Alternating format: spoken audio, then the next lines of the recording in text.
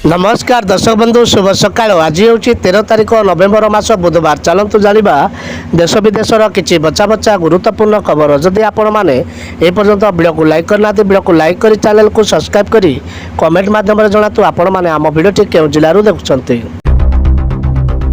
Anganwadi worker और helper आवेदन अंतिम तारीख वृद्धि घोषणा। राज्य महिला नियुक्ति आशायी आसी बड़ खबर। राज्य में पूरण हम 2525 पद। एथिपाई पूर्वर राज्य सरकार महिला शिशु विकास विभाग पक्षर एक विभक्ति प्रकाश करथिले। जुलाई 7 रु एथिपाई ऑनलाइन आवेदन प्रक्रिया आरंभ होइतिबा बेले अगस्ट 8 आवेदन अंतिम तारीख रखिथिले, किंतु याकू वृद्धि करी आउरी तारीख पहुंचाई सरकार।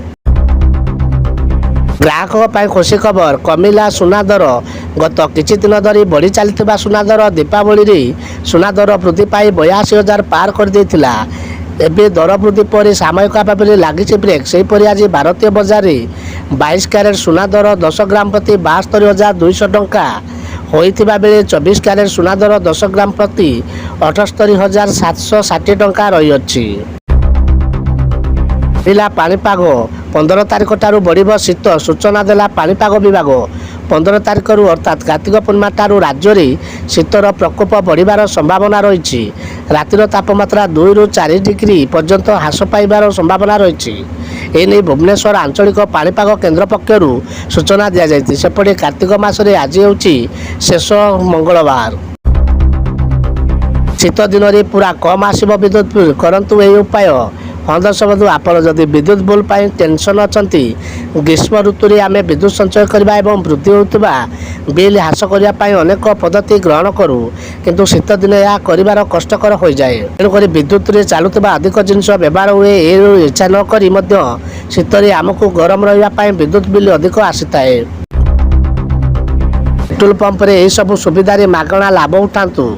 साधारणतः लोक पेट्रोल पंप रे पेट्रोल भरी थांते, किंतु गाड़ीर पेट्रोल सरिला लोके सेटाकू जाई थांते पेट्रोल पकाई सेटाकू चली आसते। मात्र अनेक लोक जानती नहीं जे पेट्रोल पंप रे अनेक सुविधा मागणारे प्राप्त होता है। खुशी खबर पीएम इंटर्नशिप स्कीम पाई बढ़िला रेजिस्ट्रेशन तारीख। किपरि करिबे आवेदन जानतु तारीख। केंद्र सरकार तरफ सारा देश में युवपीढ़ी को रोजगार सुजोग देवाई आरंभ होइछि पीएम इंटर्नशिप योजना। वर्तमान यह योजना नहीं आसुची एक खुशी खबर। यह योजन पंजीकरण करने समय सीमा को वृद्धि कर सरकार। निर्धारित समय समय पंजीकरण कर युववर्ग केंद्र सरकार आउ एक सुजोग देइछंती। आरंभ है अमल। आरंभ पूर्व विवाद 10 दिन पर धान किणा। सरकारी घोषणा अनुसार आसंता 21 तारिख आरंभ हो धान किणा। राज्य स्तर में मंत्री स्तर में बैठक एवं संपर्क सूचना दी जाए। चलित खरीफ विपन्न वर्ष में 80 टन धान क्रय निष्पत्ति होइछि। चाषी को एमएसपी व्यतीत राज्य सरकार प्रति क्विंटाल 68 टंका इनपुट साहाय्य हेबे बोली घोषणा करा जाइछि।